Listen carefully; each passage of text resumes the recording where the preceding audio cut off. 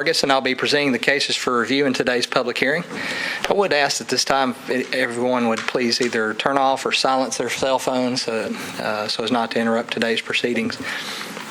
The procedure will be to introduce the case record as the Codes Department has it. We'll present any site plans, photographs, maps of the properties involved in today's cases on the wall here by means of a PowerPoint presentation. We'll present any letters that we've received in support or opposition to a case, as well as any correspondence we've received from other government agencies. At the conclusion of our presentation, the applicant will come first and present their case to the board along with any persons in support. If there's opposition present, the board will hear from those parties opposed to a case after the applicant goes first. Then after the opposition has presented their testimony, the applicant will have a period for rebuttal. The board in their rules provides that applicants in cases without opposition have 10 minutes to present their testimony. In a case with opposition, the board provides 15 minutes per side to present their argument. So if there are multiple speakers for both for and against, you all have 15 minutes in total to present your testimony. Please divide your time accordingly before you come up here. The applicant will want to save some of their 15 minutes because their rebuttal comes from what's left after their initial presentation. All section numbers that are referred to today come directly from the Metropolitan Code of Law, which was Title 17 of the Metro Code of Law as the Metro Zoning Ordinance, and it was adopted by the Metro Council with an effective date of January 1st, 1998, and applies to the entire jurisdiction of the metropolitan government. I'll introduce and make a part of the record the zoning code, a copy of which is located at my desk, and I'll dispense from reading of individual sections unless the applicant or opposition or board requests that I read those sections. The code requires that these proceedings be taped. Therefore, it's imperative anyone wishing to address this board come forward. I have 4 spots there at the table. On your desktop pad, your microphone stand looks just like mine does.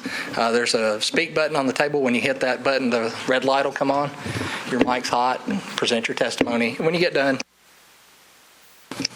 so we don't get feedback on those mics. Should be noted that it's found that anyone's presented false or misleading testimony to this board that may have affected the board's decision. Any approval may be revoked at a later date by means of a show cause hearing. The board will go through all cases set for public hearing today, and after each case, the board will discuss and then vote on the case. The board's vested with the power to act on the cases as outlined in Section 1740-180 of the Metro Code of Law. The code requires that 4 members of our 7-member board be present to constitute a quorum. The code also requires that you have 4 affirmative votes to grant your application. Right now, I have 5 members present. Again, the code requires that you have 4 votes for your case to approve your case. In the event that all 5 members hear the case, I am expecting a 6th to arrive. If we have 5 or 6 members and you do not receive 4 votes, your case will stay on our agenda for the next 30 days. If at the next meeting the member who did not participate does not become eligible, or any of the members that participate in that case do not change your vote, your case is deemed denied by operation of law. You must receive 4 votes to have your case approved. The applicant or any aggrieved property owner may request a rehearing within 60 days of this public hearing. Further, an applicant or aggrieved property owner may appeal this board's decision to Chancery or Circuit Court within that same 60-day period. Once that 60 days has elapsed, the board's decision is final and no further action may be taken. If you're an applicant and your case is granted, you have 2 years to pick up the permit for which you've applied. This board's approval today is valid for 2 years, meaning you must pick up the permit for which you've applied or the case that you've sought relief by this board. If you do not pick up that permit within 2 years, you have to refile and ask the board for approval at that time. If you do pick up your permit, your case is vested and is good forever unless a time limit condition is placed by the board on your case. Mr. Chairman, I submit that all cases were filed in order. Applicants were notified by certified mail as required by the code. A legal ad was published in the Tennessean, and all affected property owners were notified by first-class mail within 300 feet of the subject properties. Before we begin today, the board allows elected officials to address. Are there any elected officials present who'd like to address the board? Mr. Chairman, I'm seeing none. I have no preliminary announcements as far as today's agenda goes. We have 3 items on the agenda. The board does have a consent agenda, and a board member reviews the record in each case prior to the hearing to Today, Chairman Whitson reviewed the cases in today's public hearing. And if, in their opinion, the applicant has met the criteria for which they've asked for relief from this board, and they feel that testimony in the case would not alter the material facts as presented in that documentation, they recommend the case for approval to the remainder of the board members. I'm going to now enter into the records those cases that have been recommended by the chairman to be approved, and if there's anyone here opposed to these cases, I need to see a show of hands, please. Thank you. The first case recommended for consent, case 2012-99, Mr. Billy Freeman, the owner and applicant of the property at 436 Beach Avenue. He is requesting a variance and rear setback to allow the legal use of two buildings. Are there any persons here opposed to case 99? Case 99? Mr. Chairman, seeing none. The shallowness of the lot necessitates the need for a variance in this case.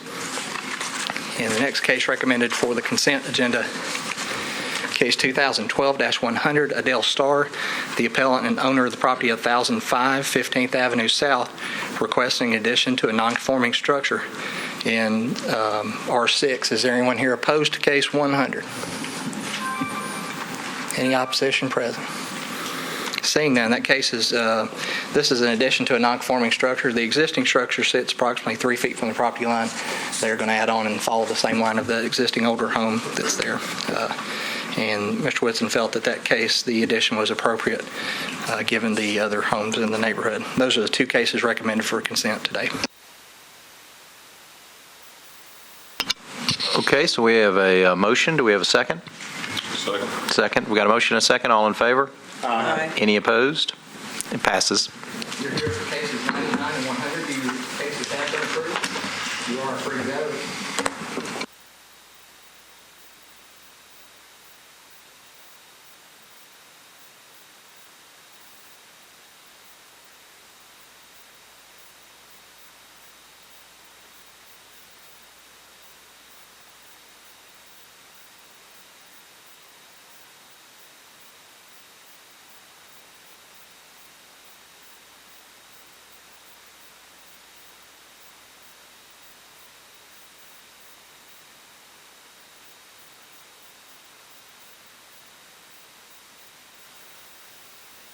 Located at 1120 Menzer Road. Is the applicant present for case 2012-102? All right. Any other? You may come forward, sir. Any other parties in support of this case? Come forward. Mr. Harbin, before we begin, let me also call his opposition present for case 102. Do you have opposition present? It is now, yes, sir. I'm sorry. I broke my own rule about not turning my mic on. Each side will have 15 minutes to present their testimony. Mr. Harbin, that includes you, the folks at the table with you, or any other persons that wish to address this board will have 15 minutes to present your testimony. You will want to save some of your 15 to rebut the testimony of the opposition that is present here. Before we begin, let me queue up your information and we'll get started.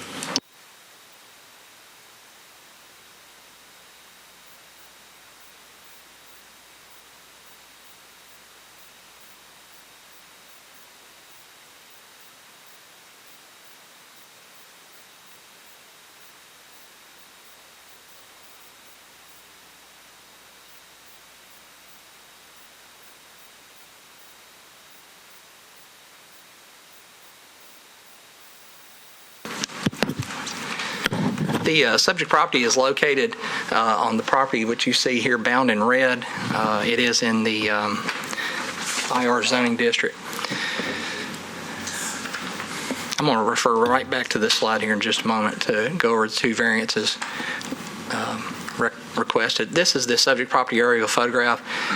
The existing building that sits on the lot, the applicant's proposing to use the northern portion of this building for his use, and Menzel Road is located here. The two variances that are brought about deal with the recycling facilities are use that's permitted with conditions in this zone district. Two of those conditions are what he's seeking relief from. The first talks about a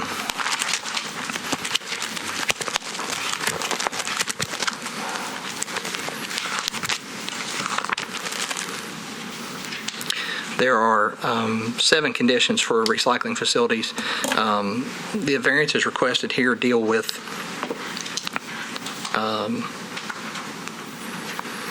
the setback from the residential property and the landscape buffer and street type. Let's go over those first. The zoning code requires that all structures or areas must be 150 feet from residentially zoned property or residential houses.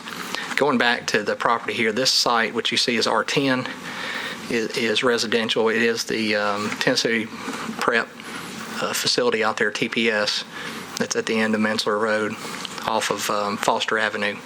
It's zoned R10. So this structure has to be 150 feet away from that residential zoning boundary. As you notice there, the boundary falls right on the property line here. The second deals with the landscape buffer yard along residentially zoned properties. Screening in the form of landscape standard D shall be applied along that property line. This would be the southern property line between the subject property and the state land of TPS property to the south. This is where that landscape buffer yard would be required. And additionally, the street standard, any street that provides access to such a use cannot, it says here, is not bounded by any residential zoning district from the driveway access point to the street's intersection with the collector street. Going back to the zoning map, the collector street is Murfreesboro Pike. So from Murfreesboro Pike south until you hit the site, there can be no residential zoning boundaries along that street frontage. Obviously, at this point at the tracks, down to the subject site is R10. Those are the variances the gentleman's requesting. This is a view of the subject property upon my visit out there. The date escapes me, members. I apologize. It's been some time ago that was out there. This a view of Mensler Road here, looking at the photograph in the upper left. The subject use would be in this northern half of the building. In the upper right photograph, looking down Mensler toward the TPS site. Subject property from the front of the structure.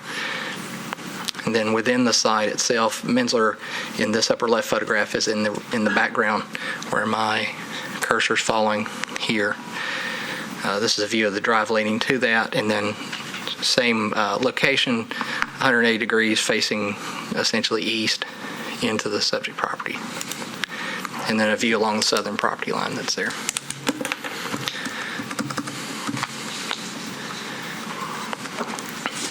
You should have in your records a letter from the district councilperson recommending support. And the record shows that we've received letters also in support of the subject property, and we do have opposition present. With that, we'll turn over the case to you, Mr. Harbin. Again, you have 15 minutes. Of your 15, you'll want to save some of that for rebuttal. For all parties here, the clock will be stopped on any questions asked by the board members. That 15 minutes is testimonial time. So any kind of question and answer periods do not count against your time that you have there. But with that, I'll turn it over to you guys.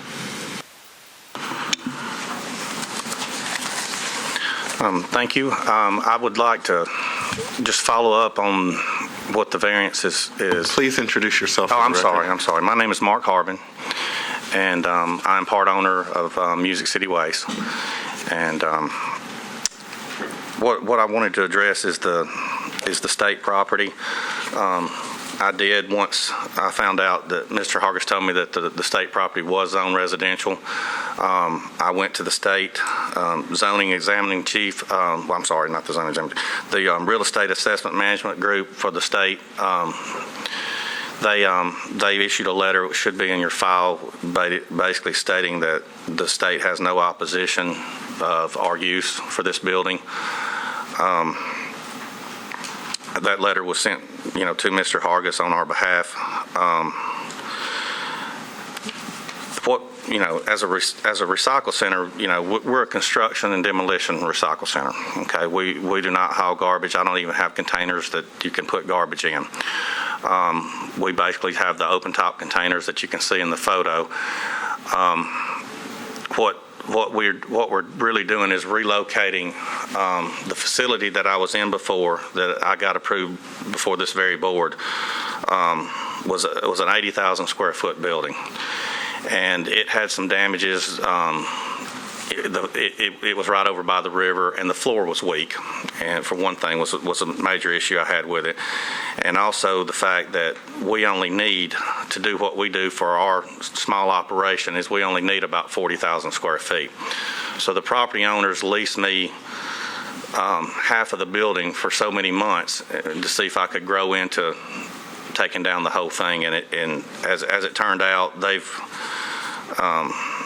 my lease ran out there. They've got a different group that wants to come in and lease that building. And so we searched. I've searched probably 80 different properties. It's not easy finding a location for our use. This building is even more ideal. It's got a 40-foot clear height in it. It's got a very solid floor, over 12 inches on the floor, which we need it for our kind of use. The lead company is the owner of the building. They've divided the building. They divided the building in half, and they do their maintenance work and manufacturing on the other side of the building. Matter of fact, the side that's facing the state that calls for the landscaping buffer is really the lead company's side. It's really not where we're going to be. We're going to be on this end of it. And like I said, I've when it comes to Mensler Road, that's not the way we want our traffic to flow. And we've done a traffic study, and Public Works has approved it. Reagan Smith did the traffic study for us. We're going to be accessing off of Arlington, coming down in front of Allied Waste into our compound. We don't want to say that I'd like to always have two access points to be able to leave the building if something was to go wrong. But for the most part, we don't plan on using Mensler Road. Okay, it is a small road. That road leads into the state property, and we can enter the compound off of Arlington, and that's kind of how we've set up things with this traffic study that's presented to you. We did meet with the council lady of that district. She came out to the facility, walked around, kind of discussed, what we were going to be doing there. You want to kind of help me out here?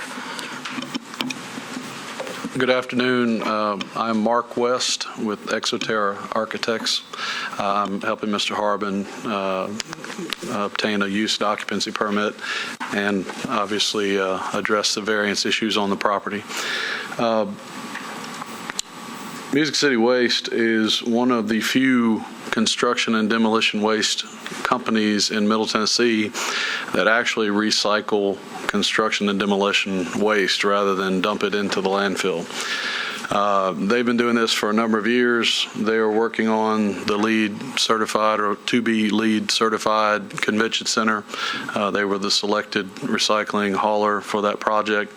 And they've done a number of LEED projects, many of ones that I've designed and worked with them on. I've seen their operation in practice. I understand how they go about their business. I understand their sorting operations. So any questions of that sort, we're happy to address. We've attempted to have discussions with all known opposition in hopes of helping them to understand that we're not moving garbage, we're not processing toxic materials or chemicals. This is a sorting facility that ultimately benefits our region as a whole and diverts materials from our landfills. And it's a facility and a business that Nashville needs and probably needs more of, especially as we hopefully move towards an improved economy and more building and construction in Middle Tennessee here. I don't know if we have any other comments or notations. I guess we could answer any questions from the board at this point. Yeah, I have a question, and this has come up over the last few years, as our colleagues know here. We don't have enough of these in the city, clearly. And I think part of it's because of zoning regulations, and part of it is just because of its hard time, but it's a hard place to find an ideal spot. Why did you pick this spot? And obviously, you need variances to operate at this site, so why was this such an ideal spot? Well, as Mr. Harbin had noted, they looked at over 80 properties. A majority of the facilities in the area don't have the clear height needed within the buildings or column spacing within the buildings to be able to use the interior track excavator and skid steers that they need to actually separate and sort the construction and demolition waste. The other building that they were in, the actual track excavator could technically hit the roof of the building if they weren't careful. Now, they're very careful, but having the luxury of having 10 feet above the highest reach point of that excavator is a very nice feature. It's also a centrally located facility where he has reasonably quick access to I-40, 65, 24, and so forth. Obviously, reducing shipping costs, reducing transfer costs, and cutting down on the actual carbon footprint created by the trucks. So you're saying the building that they were in, are they no longer in that building? They're moving out of that facility into this facility with the approval of this variance. When will they move to, when does their lease expire on the old facility? Sir, the lease has expired. We've actually, we couldn't renew it. It was going, like I said, it was going to, for us to renew it, we were going to have to take down the whole 80,000 square feet. When did your lease expire? It expired at the end of last month. And so what are you doing in the meantime? Well, we're having to take to the local landfills. We're having to take material to the local landfills until we get. Well, what about lead points? The city, and we have people from the city here. Obviously, right. we want lead points for this convention center. The mayor wants this to be a silver, at least, I think, yes, center. Yes, sir. So are we getting points? We're still going to get the points, but I'm having to. I'll let her answer it. I've got another facility that we can take it to in the meantime, but it's outside the Nashville city limits in Laverne. That you could still get the lead points. This has happened. Even though it's in Laverne, that's kind of far away. Yes, it hurts me. I'm not joking. It's yes, but I'll let her speak on that behalf. I'm Tiffany Wilmot, and I'm a lead consultant here in town. I'm the lead consultant doing the Music City Center. We hired Music City Waste to haul the materials, and I'm here just as an expert in construction, demolition, recycling, and so I can answer those questions. If Mr. Harbin has to take the material outside of Davidson County, we can still count it as recycled. It's just not as smart. So that's a great question. And if he doesn't recycle them, we're I think our percentage right now is maybe in the 80s. We have to meet we're trying for 75% recycled. So we could get more points. We could get more. Well, we're in the 80s, and if he has to go a couple of weeks without recycling, we can probably still make that 75, even if it was 0. But we'd prefer not. So I'm more inclined to want him to continue to recycle, but I also it doesn't totally make sense to be hauling outside the county. And currently, like you said, there aren't enough recycling facilities. So speaking from the standpoint of somebody who wants more green to happen and looking at it from the city's standpoint, if we had more recycling locations, it would be better. And it just is smart. It makes no sense to take resources and waste them and put them in the landfill, as you all know, when we could take them and put them back into use. And so I know one of the concerns that Mr. Harbin has talked to people about is would his facility just be taking MSW, municipal solid waste? And he doesn't want municipal solid waste. He wants C&D debris, because municipal solid waste is wet garbage, and that's putrescible smelly garbage that is not the kind of material that he wants on his facility. He wants non-putrescible brick, block, concrete, carpet, things that he can recycle and use. And so the things that he actually recycles for us are materials that he can take, and we have some documentation if you're interested. He has invoices and sales receipts of where he sells or gives it away, and often sometimes he'll get paid for it, say if it's cardboard or metal, and in other cases it's a trade. Perhaps he can use brick and block, crushed up dirt, and use it as alternate daily cover or ADC and give it or sell it to another company who owns a landfill like Allied or Waste Management. And then there's sometimes he has to pay to get rid of it, but he may pay less than what it would cost to put it in a landfill. And Tiffany, I know this is a little inside baseball for probably most of our people. I am, as you know, one of the handful of lawyers in Tennessee that are lead accredited professional. But I voted for the landfill, the indoor landfill that we rejected on Elmington Parkway a few months ago, and I really see there's a need. But this is near a residential area. Can you address that part and how it's going to impact as far as any dust, dirt? A lot of the opposition letters talk about that. Well, for one, the residential area is not a typical residential area. It's actually a school, is my understanding. So it's not houses and, thousands of people per acre living there. But regardless of that point, it's still zoned residential. This facility, another reason why it was selected is the interior of the facility, again, has the high ceilings, it has a full sprinkler system, and it has overhead water lines, which would allow us to install a misting system for all the trucks as they come in, unload the trailers or the 30-yard trailers. They actually mist the material as it's being unloaded, so the dust is almost non-existent. You can pretty much walk around in there without dust masks or anything.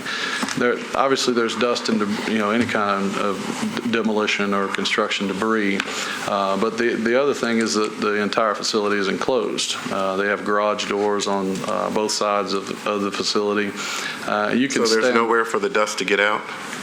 There are not. We have fans. There are filtered exhaust fans in the roof, but. So when does a truck enter in and then dump everything? The truck actually pulls inside the building. And the door's closed behind it?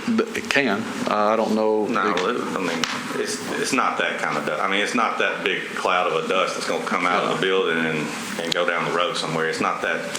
But when the truck does dump, there are some dust inside the building. We've not seen it outside of the building. Okay. And just shut the door every time. We don't really do that, but we do close the facility down, and it does have doors on. We have a letter from Barbara Chapman, who owns a Murfreesboro Road trailer park, and 631 Murfreesboro Road, and it's also one, according to her, on 1120 Murfreesboro Road. Near your, 1101 Messler Road near your facility. Is that that's close by? You said it's only TPS, but this trailer home is near your site? Yes, sir. It doesn't have an access point on the Mensler Road, but as you go down Mensler Road, that's residential. You've got to get, yes, on the other side of the tracks. And, sir, that's what I was wanting to talk about on the traffic study. Our trucks going up and down Mensler Road doesn't make very good sense, regardless if that trailer park was there or not. That railroad track is active, and it offloads cars throughout the day, and it would back our trucks up anyway. Now, I know there is truck traffic on Mensler Road because Best One Tire is one of the biggest commercial truck tire facilities around. So there are 18-wheelers that go up and down that road anyway. But we would like to access the property from Arlington. If you know that area, that's where the Napa Automotive is, right there on the corner, and there's a red light there. And you can go into the front of the compound that way, and that's the way we want our trucks to come in and out we don't really want to go by this trailer park all When day you say long. we, do you own all the trucks that come here and dump? Yes. Okay, so no third parties would be trying to make it to here? No, Okay. we want to recycle for these lead projects that we do. This facility is not big enough, and I don't want it to get confused with Allied's transfer stations or anything like that. It's 35,000 square feet. It can handle what we do. I cannot sit there and say that we could handle a lot of competitors' waste. That's why when you said we need more of these, that's what we need. We don't need one just here. We need one over in West Nashville. We need different places. But there's no way that I can facilitate other people's, other companies' waste. We're doing this for So how what we many do. people are here today in support of this? Raise your hand. Now, I see some people in uniform. Are those your employees? Yes, sir. Are they on the clock? Yes, sir. Okay, I mean, thank you. And Joey, I have a question on the map that we're seeing. Yes. Is Arlington Road the road that comes off of Murfreesboro right. Pike? Arlington should be where my cursor is, Mr. Right. Taylor. Okay. You have to make a turn. You come down, and then you make that turn, and that's in front of one of my competitors. Allied Waste has got a facility right there, and then you go into the front of the compound. I call it a compound because this is the old Aladdin plant. So there were several different buildings owned by Aladdin. Best One bought most of them, and then the Lee Company bought one. And that's kind of how, and everything's kind of faced on the inside. It's not like when you saw the back side of the building, that's what people on Minzer Road are going to still see. It's walled off. Okay. All the action will be on the going inside the compound, so to speak. And that's why I've got letters from Best One and the Lee Company supporting what they've seen what's going to happen with my traffic through there. They're the ones that's going to see my trucks. Okay. And Joey, will you, David, you mentioned the trailer park, the letter from the owner of the trailer park. Can you show me where that is? And is that within 150 feet of the property? Right here, sir. No, sir, it's not within Okay. 150. I'm just curious. I mean, I'm just curious to know. So that property, I mean, you certainly may have an opinion that we will hear, but it's not. It wouldn't impact the variance. No, the property, the trailer park is where my cursor Right, is moving okay. here. That property is actually zone CS, and the trailer park is a legal, non-conforming use Okay. in that CS district. And so basically the only residential property that's affected by that variance is the one that's owned by the state. That's correct. Okay, I just want to make sure I'm clear. And then, Mr. West, I think you had mentioned in your letter that this was meant to be a sorting facility with no grinding, sifting, chipping, or other production processes. And if we were to grant this variance and have that as a condition of the variance, I assume there's no issue with that since... Absolutely no issue. They have no plans of buying grinders or chippers or putting any of those types of That if those operations. conditions changed and you decided you wanted to use the property for that you would have to come back and ask for an additional variance, but... And a that- larger building. Yeah, this wouldn't work. Also. Well, I mean, and that does seem to be a real concern for some of the folks that expressed opposition. We'll hear from them in a minute, but I just wanted to know upfront your opinion on those types of conditions because it may address some of their concerns about dust. Sure.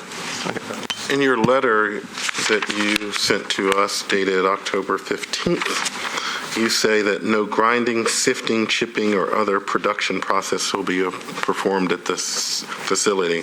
What do you mean by sifting?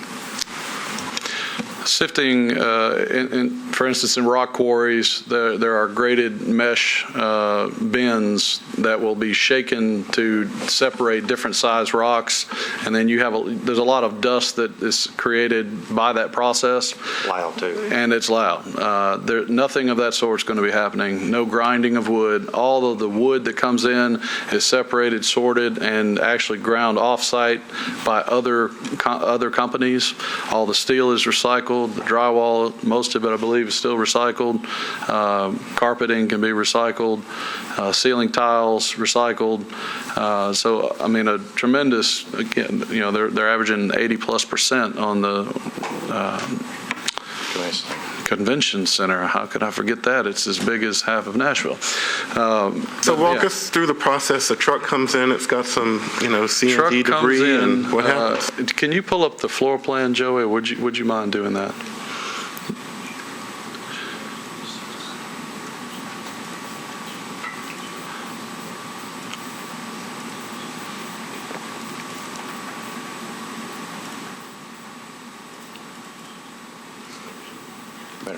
There you go. So if you look at the arrows there, that the truck comes in off of the Arlington Road. If I had a red light, I could point it out to you. But yeah, Joey's got it. So it comes in off of Arlington Road access from the front side of the compound, comes in a truck ramp, goes to the interior of the building, actually not the first bay, but the center of the building where it says sorting area. Within that area, trucks unload, and then the materials are separated in that location in the interior of the building. There is a waste out dash line item just kind of plan north on the right-hand side of the plan. That is an actual, what is that? How many yards? 150-yard truck. Yeah. It's a large 18-wheeler, 100-yard truck. All the debris, the remaining debris that cannot be sorted and recycled actually goes into a larger truck and then is sent to landfill, while the other materials are sorted and then sent out to various companies to actually Where's recycle. the larger truck located? Where he's got the little hand. Yeah, where the hand is right there. Okay, so it's outside the facility. Well, it's showing outside. It actually backs into the building. It actually backs into the building as well. So even the loading of the larger truck is on the interior of the building as well. Yeah, it's in a pit. Yes. Instead of like your standard bay, so there it will go into a pit. So the trailer would be inside the building also. Nothing will be loaded outside of the building. No sorting outside, no loading outside. Everything's handled within the walls of the facility, as required by code.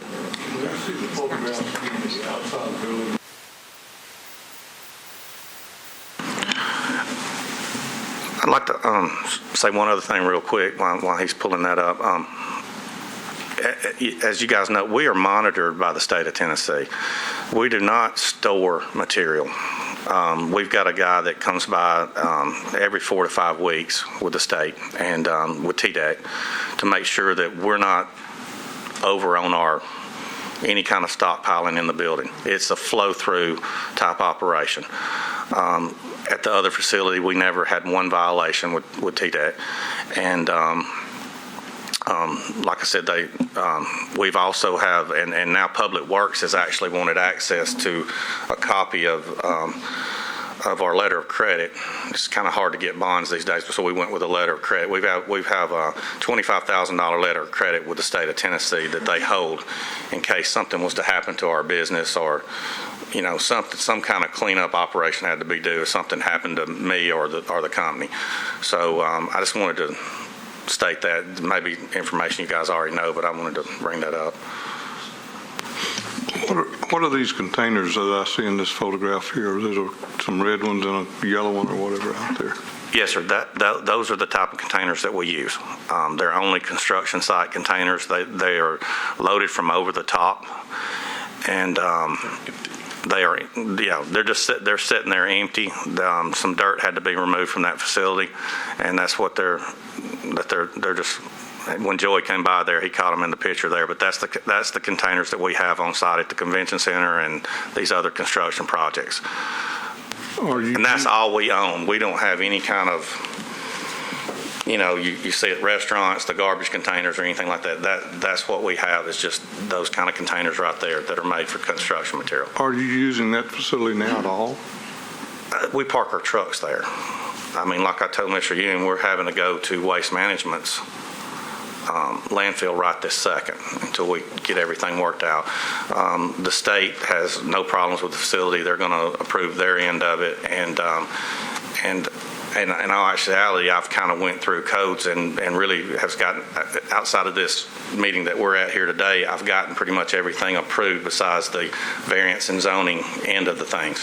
So the fire department signed off on it, the air pollution control signed off on it, Cross Connect signed off on it, and I know I may have been jumping the gun, but like Mr. Ewing said, I mean, I don't really need a break in what we're trying to do when I'm already caught in the middle of some of these jobs, and one of them is the biggest job Nashville's got going on right now. So I'd like to, be able to get back to doing it. But as of right now, we are parking our trucks there, at the facility. My question again, are you using that interior of that building for any of that sorting of that product presently? No. We brought our excavator into the facility. We wanted to test out everything like he showed you on the chart there. So we did bring our excavator in. We've, but we're not actively using it right now. No. There's a letter from one of your supporters that kind of baffles me, the wording in that. I can find it. It may be because our trucks have been coming in and out. That's why I know the route works off of Arlington.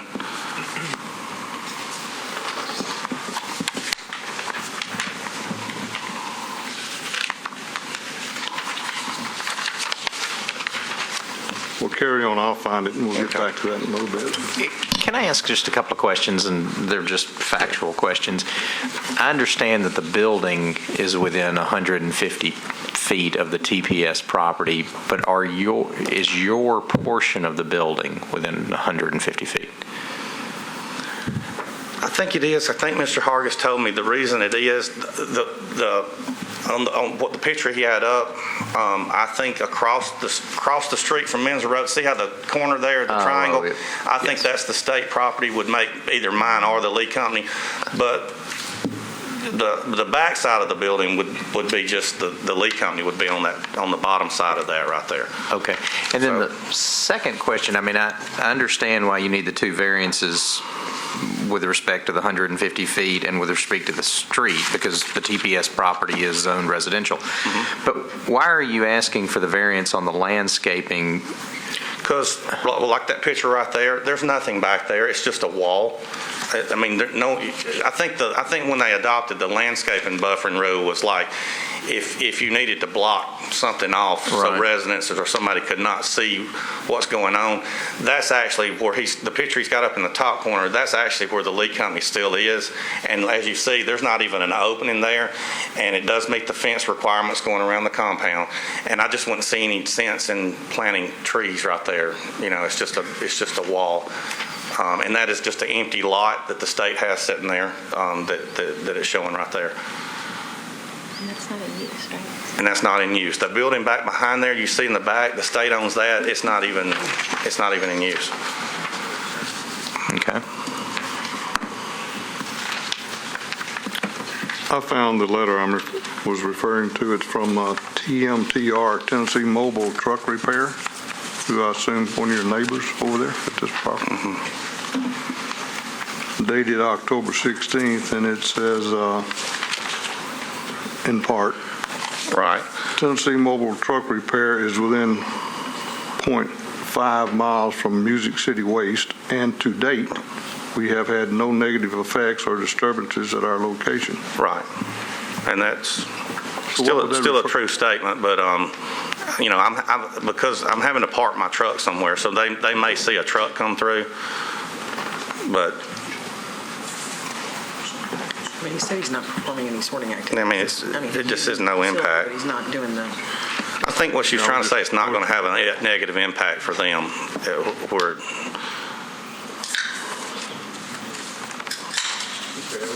Curious as to that comment there. So we brought a little bit of material in the building just to test it to see if it would work. But our sorting operation and all that we're trying to get done here has not been set up. We got the plans for it. What's a little bit of material? How much? Just a few loads to come in. Is that when 10 the feet? council lady come by. 5 feet, 10 feet? What's the load? I don't know. There's absolutely nothing in there right now. No, but when you bought the thing into the building. we dumped a few truckloads in there, of roll-off truckloads, just to see if our excavator, see if everything was going to be spaced out right. So I'll admit to that, but we haven't started the full-fledged operation yet. Can I say something? Yeah.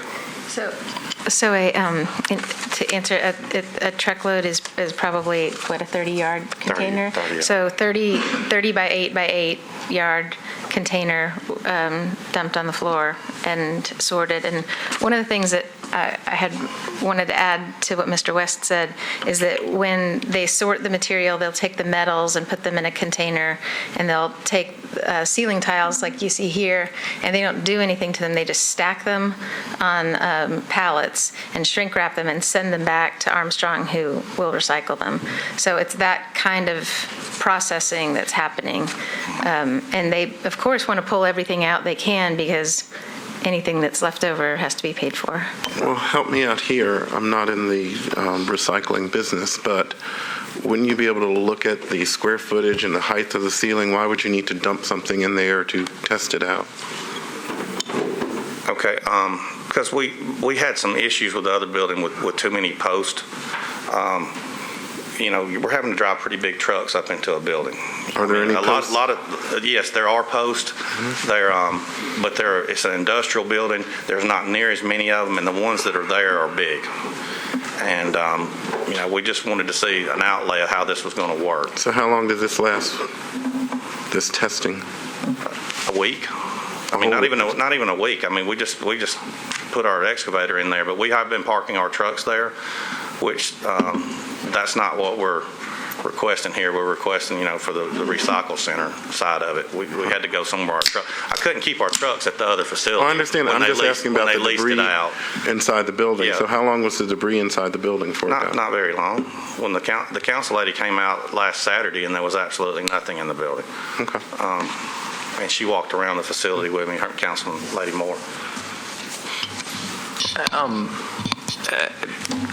This is going to sound hyper technical to you, but I want to explain how we're supposed to make our decision.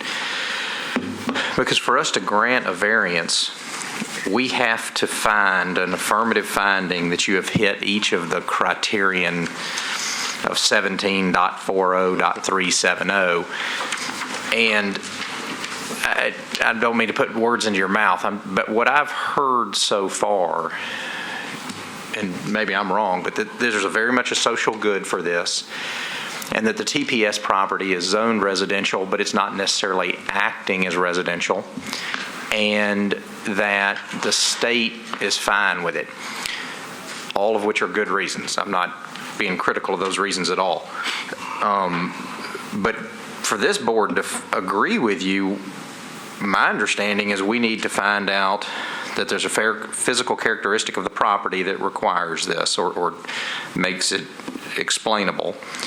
Okay. Need to find a unique characteristic to the land. We need to find that the hardship's not self-imposed. We need to find that the financial gain's not the only basis. No injury to neighboring properties. No harm to the public welfare. And integrity of the master development plan, which probably isn't applicable.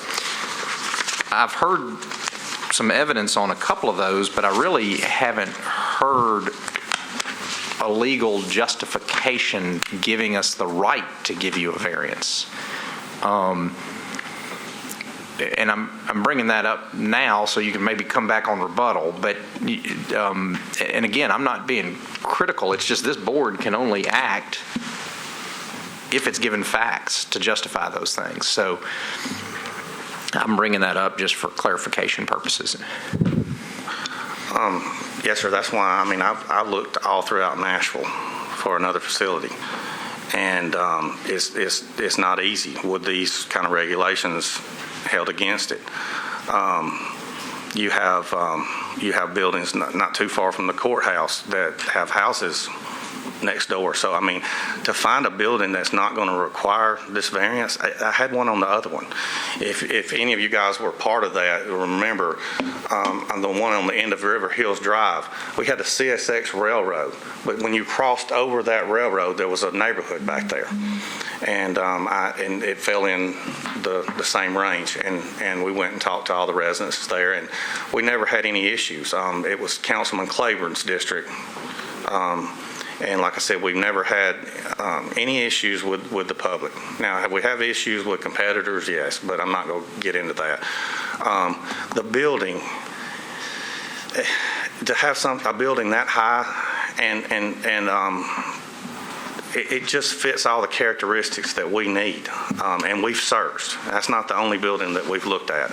We searched hard. and even considered moving out of Nashville.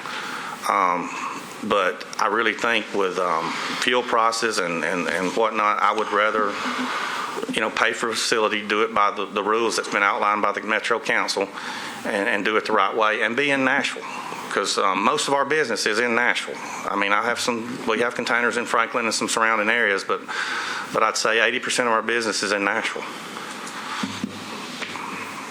Explain again to me where this material is coming from. I know part of it's coming from the new convention center, I assume. And Sir, our customer base is mainly consists of local Nashville general contractors.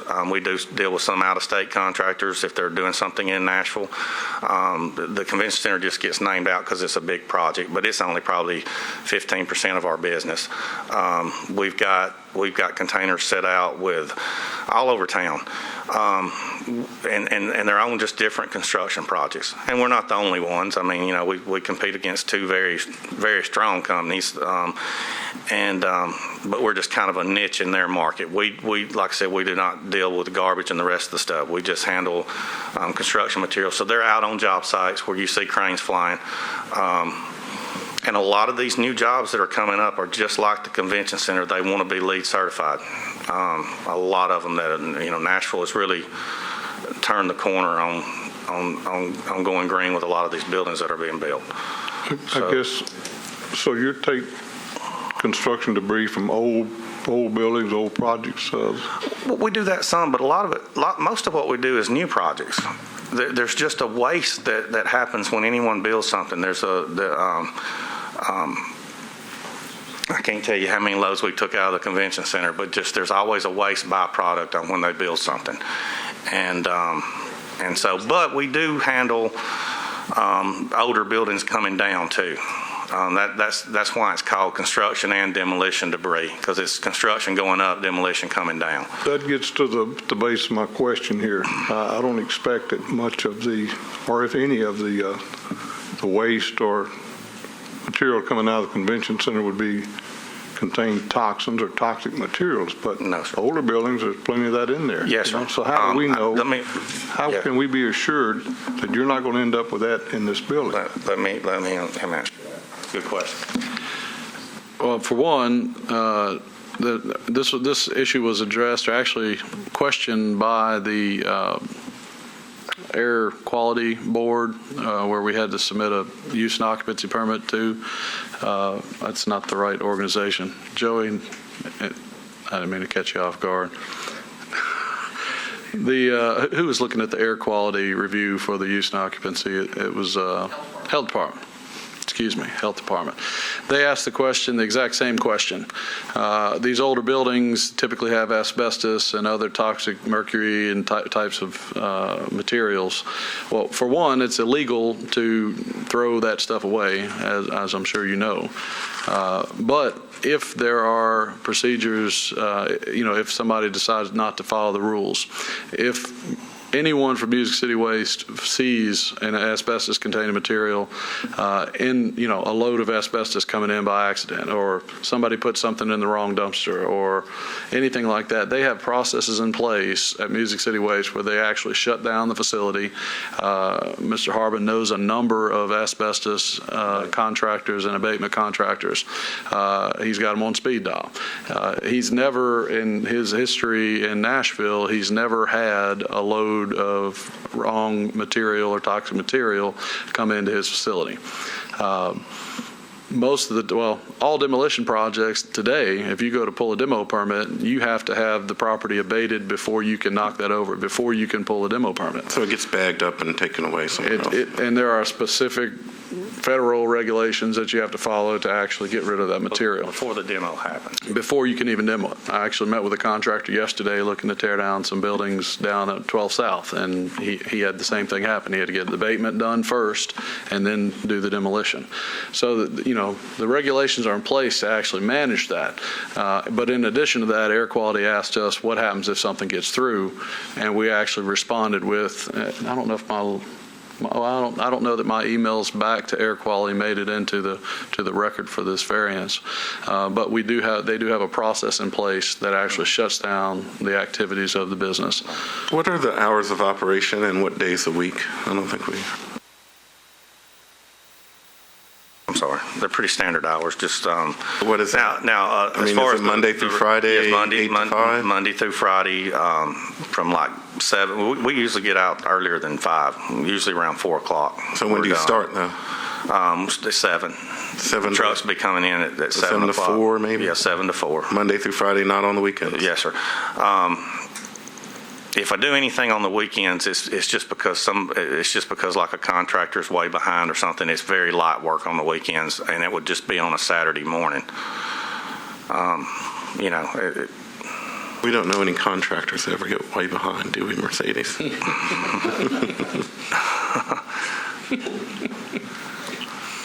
But our Symphony Hall was built on time and on budget. Yes. Proudly. So.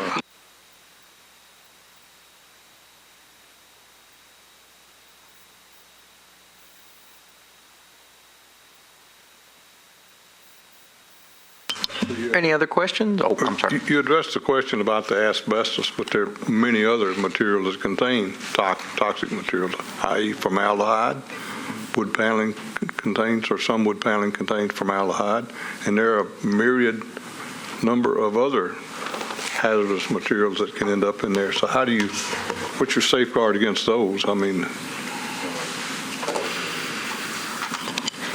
So in my former life, I was a demolition contractor and ended up selling the business in 2001. But as a demolition contractor, you're not allowed to touch hazardous material. So it's really incumbent upon the demolition contractor who's sending the material to a recycling facility or a landfill or wherever they're sending it to make sure that that's not there. And in that case, if we ever felt that there was a question at all of hazardous waste, we would cease and desist and call in our asbestos contractor or hazardous waste contractor, and that's a good point, could be other things, to abate it. So, and that's not something most demolition contractors have insurance to even deal with, so they would not want to have that on their property, let alone have it transported. And Mr. King, a lot of the bigger demolition companies handle their own waste. They don't even ask me to help them. So a lot of your big demo doesn't really come through my facility. We deal more with construction going up than we do things coming down. A lot of them just do it themselves. Like she was talking about her company, a big company in town called Demo Plus. They dispose of their own waste that they do on site. So. It is a requirement of the contractor to make sure that nothing hazardous gets put in that box. And I'm being honest with you, we've been doing this for a while. The biggest thing I get mad about is tire jockeys seeing an open top dumpster around somewhere and throwing tires up in the dumpster. And we have to pull those tires out because the landfill charges a fortune for that. And we get them recycled downtown where they're chipping them up. So it just hasn't occurred where we've just saw something that was real bad come in. A skunk rode in one time, and that's true story. But other than that, I mean, I don't think that was a contractor's fault. But anyway, That's all I've got. Any other questions? All right, why don't we hear from the opposition? Oh, so you've got 9 minutes and 14 seconds for rebuttal, and so why don't we hear from the opposition? And those in opposition, please raise your hand too as well. Okay.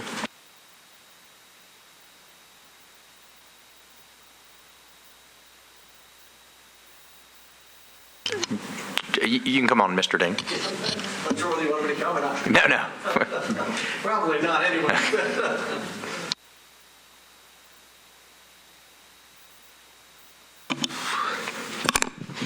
I always hate to use microphones. As the board knows, my name's George Dean. I'm here today representing the owner of some property kind of across the street. My client's name is George Henderson. His property's at 1101 Mensler Road. And really I don't know, oh, good, Joey's got it up there. there are three variances here that are being requested, and I was interested in the board's questions about them, because it just seemed to me that really the request here is, at least on the first two, almost to eliminate the requirements entirely. Joey, can you hit the space bar there? The distance to residential is a fairly short distance as required by the code. It's only 150 feet. But essentially, the variance being requested here is essentially 150 feet. The residential is actually across the street, and then I don't know whether that map was positioned with north at the top, but it would appear to be to the south as well, directly on the property line. The street classification and the landscape buffer yard, again, as I understood it, it sounded like the landscape buffer yard was just being foregone entirely. The next slide, Joey. I didn't realize when I did this slide that the traffic impact study had been done. I haven't actually looked at that. One of the problems with these kinds of applications, and I'm sympathetic, I understand, I've helped folks in this business get permits myself on occasion, so I'm sympathetic to the difficulty, but essentially what he's asking the board to do is rewrite the zoning ordinance, take out the residential buffer, take out the level D landscape buffer entirely. And I just would mention, and Mr. Whitson read the provisions from the ordinance, you've got to show that there's some, incredible unusual physical feature of the property to justify that. Can you hit the next slide? And you've seen this, the property there is in the center. It's really, there's nothing remarkable about the property in the least, I don't think. It's kind of a regular piece of property, fairly large, but there's nothing there that would trigger an exception or a variance under the terms of the Tennessee State statute or Metro's ordinances. I might add that Bill Herbert and I have had a case over the last couple of years where we've been playing with a supposed variance anyway that was granted by the Cheatham County Board of Zoning Appeals on a lot size. And one of the things that always bothers me about that kind of thing is that you probably can't get a variance on certain kinds of things. Lot size is probably one of them. Distance from residential is probably one of them, because there is no unusual physical feature of a property which justifies tossing that out. If it's a side yard requirement or a front yard requirement and you've got some undulation of the property or a stream cutting through it, those topographic features might augur in favor of granting some kind of a variance. But here, that's not the kind of thing we're talking about. We're really talking close to what we used to always call in the past a use variance. That is, something that's there that's not really permitted to be there, which kind of overturns the Metro Council's position. What's the next slide? I'm sorry. I was about to say, and I'm not sure I'm disagreeing with you, but the council's almost set up kind of an impossible standard. I mean, I know it's difficult. I've been able to get permits for folks that we've represented in the past, though, so I don't think it's impossible. I will admit that it's a difficult kind of thing, but council gets to make those calls ultimately. Joey, go on. I think I've already hit that. The other thing that these are pictures that were taken last week on this property. My client went out at my request and took these photographs, and it sure does. What's the next one, Joey? And then hit the next one. It sure does look like it's in operation. Now, maybe not. I don't know. And they may have cleaned it up. But these were taken last Thursday, I think, Thursday or Friday. And so maybe it was cleaned up after that. But that looks like, somebody's in operation out there, it appears to me. One more, maybe, Joey. It's not, you can't see as much there. In any event, I just wanted to make the point. I understand the difficulty for the applicant. My client's concerned about his property too. He's not in the residential area, but he doesn't think that the variances here that the requirements for the variances have been met. And respectfully, it asks that the zoning board deny the variances. It may be that on the buffering that can be met, but the problem he's got is the residential. And again, it's obvious why the Metro Council put that in there. And the fact that it's a school adjacent to the property is probably even more significant than if it were residences. There's people over there, and a fairly significant number of people, I would submit. So that's one of the reasons the council put in the residential zoning exclusion with these kinds of uses. Could you tell me again, could we go back to the map of the property and tell me again who your client is and what their business is? He is owns a piece of property at 1101. It's Quality Systems, it's called. It's basically construction materials that he sells. And where is it located? And I'm not sure I can actually point it out. He's here. You want to come up and show us, Mr. Henderson? It's on Mensler.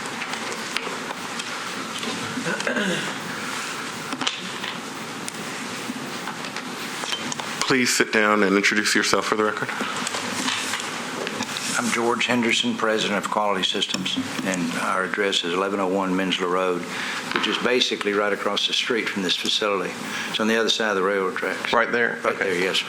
And why does this impact your property, and why are you opposed to this? Well, the Mensler Road is already in dire need of repair. There's potholes and it's in pretty poor shape. I certainly don't want more trucks driving on it.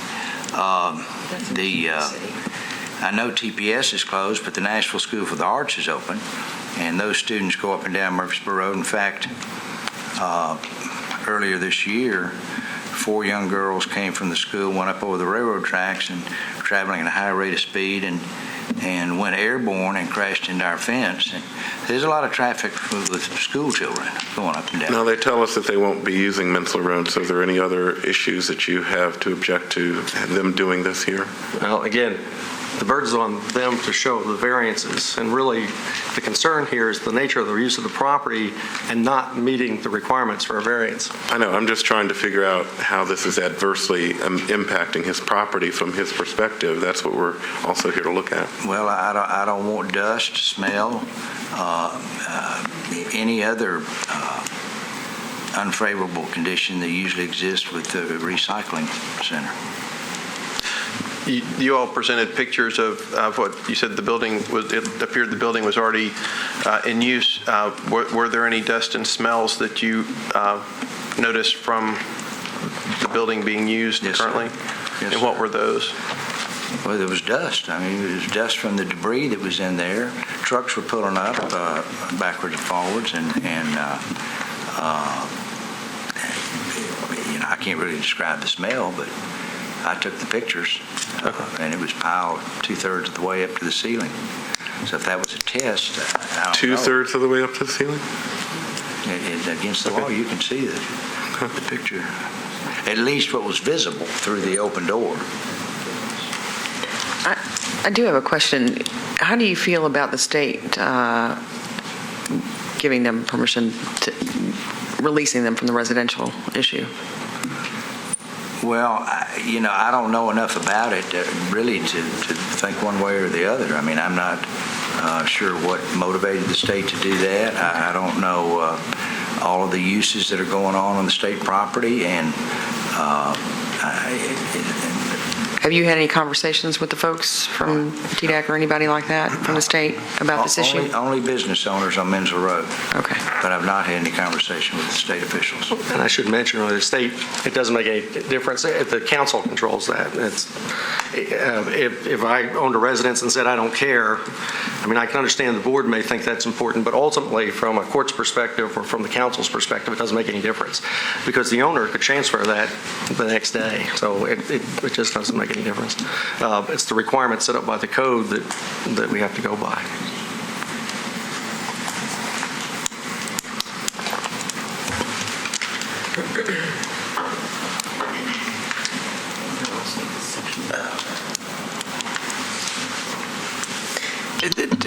We have conflicting evidence before us on whether there's a school operating there. Just as a factual matter, is there a school operating there? Really, Mr. Whitson, I apologize because I don't know. It's the Nashville School of the Arts. So it is. I mean, I think it is, but I'd like somebody to say. Ma'am, are you from the school? Okay. Okay. Okay. It's the former Tennessee Preparatory School site, and now Nashville. I ran track there, but that was 30 years ago. The prep site is closed. The big school is closed. I think they do have a school of arts on the far end of the property. It's not close to where we are. Okay. I don't think the state would have sent me that letter if the school had been in operation. I think for the record, she probably needs to come identify herself since she spoke on it. Yeah, I think she's going to come up after us, I think, was the I idea. just asked if she was with the school. She didn't, Oh, she okay. wasn't on the record for anything else. She wants Yeah. to come up. Okay, unless there are any further questions or the opposition has anything else? Okay, then we'll give the applicant time for rebuttal. Is there no other opposition? Yeah, is there no other opposition? Okay.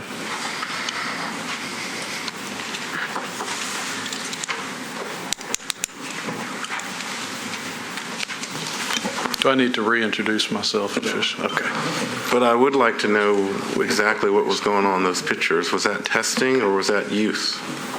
Yes, sir. That was right in the front of the building, and that was not used. That we were not trying to recycle. We just basically wanted to see how the building would work. And like I said, that little area right there in the front of the building has been cleaned up. And I think anybody can attest to smell is the people that have to work in there with it. If they want to speak here in a little bit concerning any kind of smell, there's not a smell. But help me out here. I mean, you don't have a permit to do that kind of activity, and it's Right. not. And it was clearly more than just a handful of little recycling things, and there was We heavy load- equipment, we- and we that loaded- looked like use to me. We loaded a trailer just to see. You said two trailers earlier. Yeah, we loaded a couple trailers. So that's more than a And trailer. then that material was gone. And the material's not in there today as we speak. We just wanted to see. We had some problems with the other facility, and we just wanted to kind of test it out. So I'm sympathetic to your business concerns, but you said earlier you don't have a lease for the other site too, and you have all these jobs. So to me, it looks like you were using this. yeah, no one can stop us from, like right now, we can go to the local landfills. I can still operate my business regardless of this facility. But you It's have the just- people it- next but- to you that but- want you to recycle. Right. We want to recycle. And so And- when you tested this out, did you recycle that material? We did just a quick pull. No, did I don't you- have did the you employees in there. I mean, Did you take everything to the landfill, or did you sort it out and recycle it? we did. We took most everything just to the landfill on that particular. There were just some to see things. if the There were extra- some things pulled out and recycled. Not really. No. Not we really? just loaded the big trailer. We just wanted to see the excavator in operation inside the building.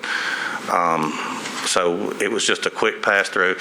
As of today, our trucks are running to Waste Management's landfill. My biggest concern is what you said earlier about, the lead projects that we are on. We have nowhere else to take it, with the exception of a business that Ms. Wilmot also knows about down in Laverne, which logistically is not really feasible for us.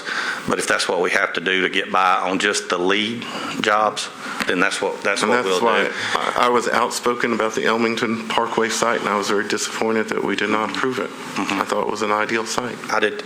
You know what? I'm not associated with those guys, but I thought it was an ideal site too. I did go look at it. Now there was a little difference in what I believe. Now I'm not speaking for it, but I think they were going to try to use that. They were a lot bigger company, and they were going to use it as a transfer station, possibly hauling garbage out of the area and that kind of stuff. And that's not what we're asking for here. So I don't want to be confused with that, but I did think it was a good site. I also want to say, in response of, and I'm sorry I didn't catch his name, but the attorney that was sitting here, we had to do a variance the last time we did this because of residential use. So to say that it can't be done, that's what we're here for, is to present the reasons. And it's difficult to find a facility with these rules that I don't have to come before you anyway, anywhere, even if it was not this site. I had to on the last site that we had because like I told you, the neighborhood across from the railroad tracks, and it was easier. I went to explain to the residents, and We stayed there almost 2 years, and there wasn't one complaint. And I've got the state. I've got this in a folder if you guys want to see it. We've never had a written violation. I feel like we're one of the few companies that have actually tried to do it the way Nashville wants us to do it. And there's companies a lot bigger than us that I ain't seen do jack. And you know, it's just it's frustrating sometimes because I know what we do is good for the community. I know landfills are going to be harder and harder to get approved. They're going to be hard to get expansions on them. What are we going to do 10 years from now? I mean, and if you go up, when we went and looked at recycling facilities, we went up as far as, you know, Chicago, where there was just things in place that kept these materials out of the landfills. They had to do it. And now, you know, as Tiffany and both Mark can attest for, a lot of these new buildings that are going up they have to be LEED certified. One of the things that was raised by the opposition and that was raised by the chairman a minute ago was the specific reasons that. And so I'd like for you all to, I know you've had some time to think about that, and I'd like for you to address that. And speaking, because I think this is important, I may be confused, but I think I remember your case the last time. And as I remember, the property wasn't 150 feet, but your facility was 150 feet, and it was over a railroad track. And as I remember, it was an oddly shaped property, too. Now, I might have the wrong case. No, sir, you do have the right case. Well, see, okay, the reason I'm bringing that up, those are three very big things. I mean, they were oddly shaped, they were more than 150 feet, and there was a physical barrier under which residents wouldn't come over unless they were trying to get hit by a train. But so anyway, those are the physical characteristics I'm looking for, personally. We're looking for, maybe. Okay. I'd like to address several of those items. One, to address the previous facility, there was a section or the corner of the building that actually was within the 150-foot distance from the residential zone. So similarly or identically to this case, that required the same variance that we're asking for today. But I do want to address some of these other characteristics, and actually I'm happy. Do you have the code in front of you with the specific requirements? I would appreciate that.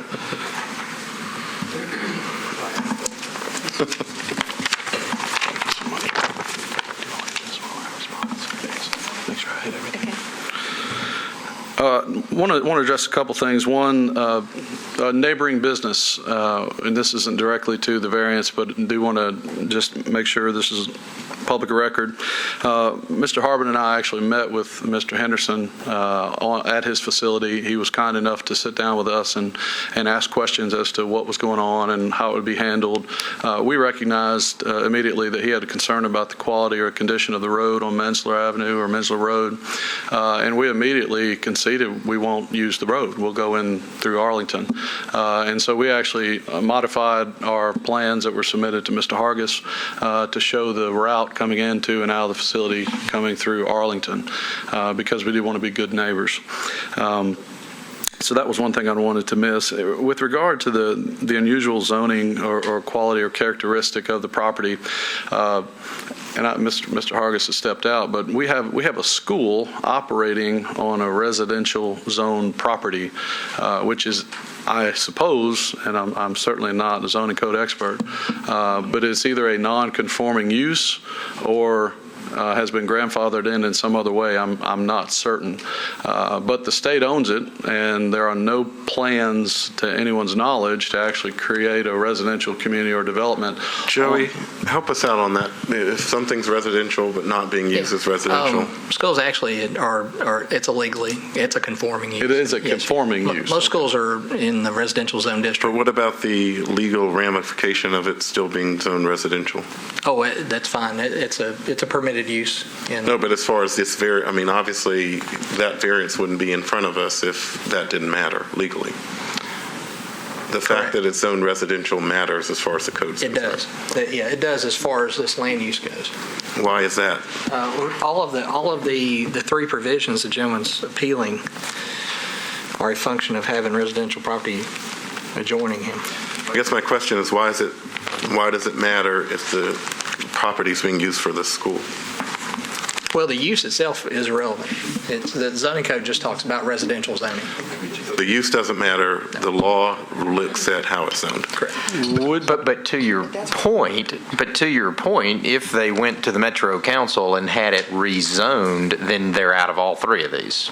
Okay. I mean, just to state the obvious. And I guess more of a question or statement, however you want to receive it, the intent of that ordinance would it, the landscape buffer, the 150-foot separation, rationally, I'm just asking, what does it make sense that it was intended to separate actual residential use from these types of facilities? I don't think there's any distinction in the code, but and I don't know if there's any distinction that says, hey, we can have a school use, which is non-residential in terms of code usage, on a residential property. So I'm not sure how you address that or how that's addressed, but to me, that is an unusual circumstance surrounding this property. And that would be our particular case on that point. If there were apartments there, if there were houses there, if there were multifamily or anything else, that wouldn't even have been a consideration. I imagine there's still the dorms, if you will, that the students that lived on TPS campus are still there, though, right? I believe the buildings are still there, but they're vacant and not being used currently. And again, to speak to the nature of the building, the central location, the 40-foot clear heights within the building, possibly the only thing that we could do that would be better would be a 100 by 100 or 100 by 120 clear span metal building system or something. And as you might imagine, 50 and 60 years ago when these factories were being built, they weren't being built with clear span technology. You can get those today, but you can't find the land to build those types of properties on. So the other thing, as Mr. Harbin noted, the previous facility had 6-inch, 25 or 28-foot pipe columns. This facility has 16 by 16-inch plate steel columns that will probably damage his equipment if he hits it rather than damage the building itself. So again, in terms of the ideal characteristics of the building, versus other 80-some other properties that he looked at, these were things that were taken into consideration. And I think, to our point, we're stating that addresses the hardship issue of trying to find a facility with these type of qualities, these type of characteristics, and a location that can actually serve Middle Tennessee. Mr. Harbin and I don't know if it's public record, so just punch me if I start saying something, but we'd even talked about, well, what does it look like if we set up something in Gallatin? What does it look like if we go to Robertson County and set up something? We could build brand new, but then you don't have the benefit of being downtown. Nashville, it's going to be more expensive for lead projects to actually do the recycling and sorting that they need to do. Again, it just didn't make sense, business-wise, financially, or from a sustainability perspective. The other thing I wanted to mention, and Tiffany's going to tell me if I miss anything, I believe, but the landscape buffer, you've seen the photograph of the end of the building. Again, that end of the building is being leased by it's owned and used by Lee Company with no processing, no dust, no anything like that. But that is directly up against the portions of the residential zoned school property that actually houses that any kind of people are on. The little triangular shape on the map to the west of the facility is bare vacant land. There are no buildings, there are no students, there are no people occupying that portion of the land, which is closest and is gated, which is closest to the end of the building where the recycling facility is actually being proposed. Regardless of all of that, Mr. Harbin is fine and would be fine to actually take the time and spend the money to plant a landscape buffer on that south end of the building if it would assist with this variance process. We don't believe it actually is doing or meeting the intent of what a landscape buffer is intended for, but we would spend the money and make that happen if that was the request of the BZA. Did I miss anything? No, I think you got everything. I would just say that the physical characteristics of the site is, as you pointed out, Mr. Ewing, is really difficult to find a site in town, and the new version of LEED that's coming out next year is going to require, it's a prerequisite to do C&D recycling. Right now, you get a point if you do it. Starting next year, we won't be able to meet. So therefore, if you want a LEED building of any kind, and if you don't do C&D recycling, you don't get LEED. You can't get it. It's no like smoking in the building. Points. You can't Yes. have it without it. It's coming. It's the next version, iteration number 4. So we'll have to go out of county. If you go to Chicago or some other city, they've got 6 C&D facilities, grinding, crushing operations in town. And it happens in a lot of other cities. So I'm disappointed that that's not happening. But in answer to your question, physical characteristics, it's great size. It's an industrial area of town, and it doesn't seem that it's going to disturb any of the other properties. The unique characteristics portion,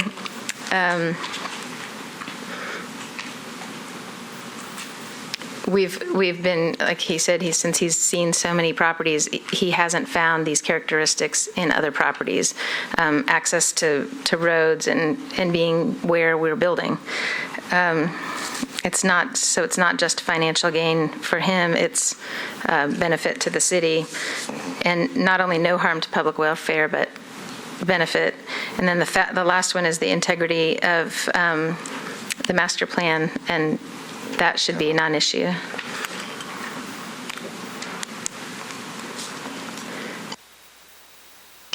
Any other questions? Okay, then I'm going to move to close the public hearing, and I might swipe back my rules if you don't mind.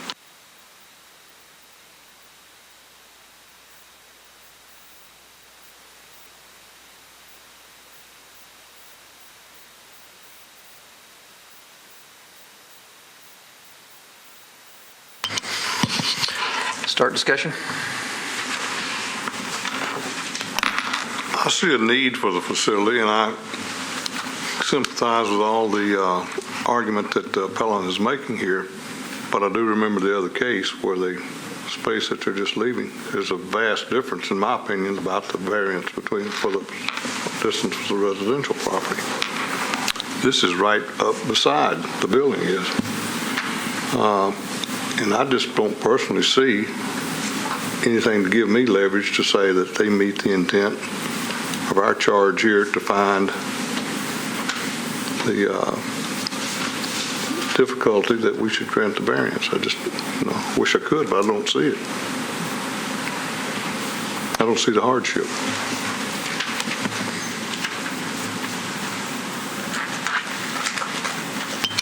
Well, I mean, I said it there. I think their basic case is that this is for the public good. It's a necessity that the Davidson County area needs. They are important to Davidson County, and the residential properties not really being used for residential anyway, and the owner says, okay. And I agree with every word of what they just said. But I guess I agree with Dick as well. I don't think we've had an affirmative finding of the physical characteristics of the property or the unique characteristics other than it's just exceptionally difficult to find properties that meet the standards the council set. But as Mr. Dean says, we're not the council. I mean, we don't get to, basically we're being asked to waive 2 of their requirements. And Chris, I can concur with you there. I think you state that very well. Despite the merits of what they're doing and the need for it, there's just not sufficient evidence to show that the physical characteristics of the property merit granting this. And I may even see the hardship, but there's just nothing there to justify this. Well, we've always thought about physical characteristics as being something that keeps you from building in a way that you would normally build. And to me, if you were to think about it in terms of how would you make this work, the physical characteristics of this property are that they actually are rare characteristics that allow it to happen, and do those by themselves become, an exception that's allowed? I mean, it's kind of the opposite extreme of what we normally, I think we've had cases where, someone's trying to, put a big building in a tiny little lot that has a gulch in it or something, and you say, well, the physical characteristics say, well, you can go up the hill or down the hill or whatever, and but this is one where, is this one where the characteristics are such that it's one of the very few places that it could happen, and therefore it is unique? I'm asking. I think that you could make that argument for anything that came before this board. I see that as a hardship. It's addressing hardship, but I would believe that if you were to use that analysis, you could do that with almost anything that came before the board. There's always a unique reason why they need a variance. Well, and absolutely, and there are, there are lots where things made sense, and the lot just happened to be slightly off square, and therefore it was a unique lot. And I've seen this board do that, and because it made sense and it was the right thing to do, and it was really convenient that it also, more by appearance than this, met those characteristics. And I'm not trying to, I really want to, and again, everybody's been here a long time, and I hear what everybody's saying, and I respect it, and I'm trying to agree, but I also, in my mind, am kind of asking the question, and maybe it's a question for the council, if not here, then where? And, are there things about this property that have been explained because of I have no doubt, the aggressive exploration of properties that the property owner has gone through that make this a unique characteristic and something different? There are probably buildings. I mean, you looked at 80. I mean, there are probably other buildings available. They just probably cost more. They may not be as close to the interstate. It is disturbing that, with all the construction projects going on, the convention center, all the higher education projects that, basically government and higher ed are the ones that really lead nowadays, and the private sector too, that there's not somebody that has kind of filled this need, because clearly Nashville is booming in that way. And, so if this isn't the one, I'm not sure where is, but, But that may be a question for the council. I mean, they've really given us a strict set of standards for this particular type of operation. I think looking at the property, it also begs to question, there is a very extraordinary, unique nature to this because of the compound issue with the way the factory was laid out for Aladdin, and the fact that it's existing, and the other people that are located within, that I do think there is an extraordinary exception to this piece of property because of the inside-facing nature of access to the property. If it was facing outside, it was on the road, and there was access to it, I can see that that this would be a much different conversation in my mind if you wanted to talk about the extraordinary or exceptional nature of the property. So I do think there is an element of that I can see that the physical characteristics of the property are exceptional because of the way this compound is laid out, the way they're going to enter, the way that they've worked with the neighborhoods. But I also see that we've reached a point that we are now dealing with the economics and the conditions of what we expect in development, what we expect in the mayor's mission to build, lead in a green city, and all of these elements are kind of clashing in this one moment. And I think I'm conflicted as to whether or not this is an issue for the council, and we're looking at somebody who's in a space that needs to conduct business that's on the greater good element. This is not just somebody coming in here to do a recycling job. We're talking about somebody who's coming in here working on something that is an economic development feeder for this city. So if we stand back and look at all of these elements, I stand confused about what's the right thing to do, but I do think there are arguments on both sides of this fence, and I sometimes feel like we stand out here needing a little more guidance from that one moment, where do we stand? I think we've dealt with this same condition with the billboard question, to be honest with you, as to a change in technology. And we stand here flummoxed about whether we are doing the right things on behalf of the community. So with that said, I kind of want to open those thoughts to you guys. Yeah, I guess to me the issue on it is, I mean, it's zoned industrial now, and I think that am I correct, Joey, the variances that we're looking at are because of it's being used as potential use as a recycle center? Yes. I mean, so there are probably numerous uses for this building that would cause noise, dust, traffic, a lot of the concerns that it could be used for now without even coming to us. And so, you know, that I'm very respectful of those, but I mean, it really has to do with the recycle center. And yeah, I think it kind of, to me, based on what I've heard, I'd rather have the recycling center near my home than a lot of other things. But again, the question is that for me to decide or the council to decide?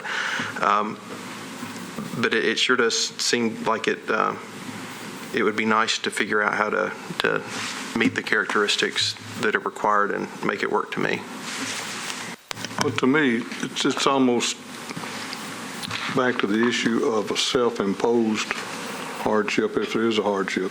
That being the fact that they have or had a facility that worked and got a variance to do that before. The fact that facility is too large for them presently either speaks to me that that need is not going to grow greater further down the road, or did they misgauge what they needed to do and what they needed to do it in? So that could almost go back to these financial gain.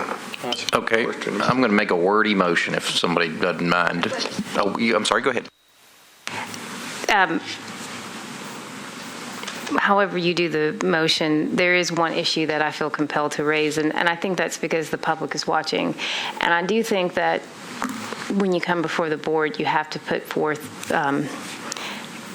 full and accurate information. And I just say it's a word of caution. I think there's a line that we're close to on the level of activity that went on in that facility before. It may not be there now, but looking at those pictures, there's a line there that I think was virtually crossed. But it doesn't have to be part of this motion, but I think that we have to be concerned with that because there are people watching.